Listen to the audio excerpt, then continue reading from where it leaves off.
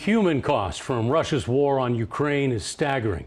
Millions have fled. Hundreds of thousands live in temporary housing. KETV News Watch 7's John Grunwald took an independent trip there in the spring. He shines a light on the plight of civilians in this third part of his series, Wounds of War. Sirens drown the silence of night and wail through the afternoon. They're often ignored. How can a people live forever in fear? This is a rescue operation. Our first night in Kyiv, the city is rocked by missile attacks. A dozen die in a two-story apartment. And there is a school right next to it. As teams dig through the rubble and reporters cast it to the world, I wonder how many more broken windows, how many more flowers left at fresh-made memorials. It could be my family. It could be your family. It could be any family in Nebraska in the United States, but it ends up being a Ukraine family. And they didn't do anything wrong. They didn't deserve this.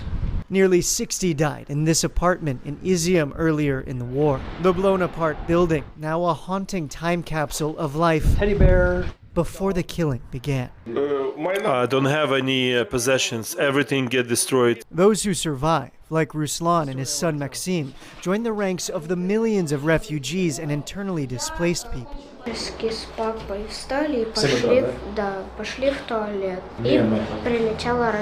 IDPs seek shelter in places like this Kharkiv hotel. They, along with everyone else in Ukraine, live out contradictions. Surrounded by shopping malls, flea markets, and tourist-trapping caricature artists, rubble and sullen monuments. Children feel that dissonance too. Military chaplain Gennady Mokhnenko has run a refuge for orphans and kids from broken homes for years. That was first in Mariupol, pincered by the Russian army in its opening salvo. Officer called me and told me, "Pastor, you must evacuate your children home immediately." It was like competition between Russian tanks and my convoy with women and children. Mokhnenko, normally on the front, carrying a rifle in one hand and a Bible in the other. But this trip, I follow him to his Carpathian mountain refuge, Republic Pilgrim, set up as an escape for the kids.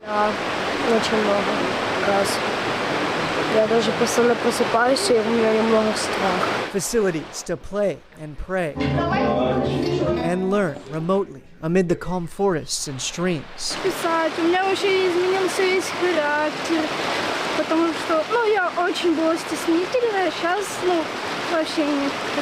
One place that hits even closer to home because it's being funded in part by Nebraskans, the Child of Light Orphanage, going up outside Kyiv. I visited a fundraiser in Lincoln back in April. There's a lot more kids who have become orphaned. Definitely the need is there and it's bigger than ever. We can't wait for the war to stop to be able to do something. Then I went to the budding facility. As you can see, still a lot of work to be done in the interior, but the team is hoping to have it all completed by this September. 30 to 35 orphans will live in bedrooms just like this one. Elena Chucha and her family have called Lincoln home for years. Now they're helping make a home for children who've fallen through the cracks of a system buckling under the weight of existential war. Better for the kids, she says, to stay despite the danger so Ukraine can find its own horizon. Any child is our future, and the way we will raise these kids, mentor these kids, that will be our future. That orphanage set to open this fall. Reporting for KETV News Watch 7, I'm John Grunwald.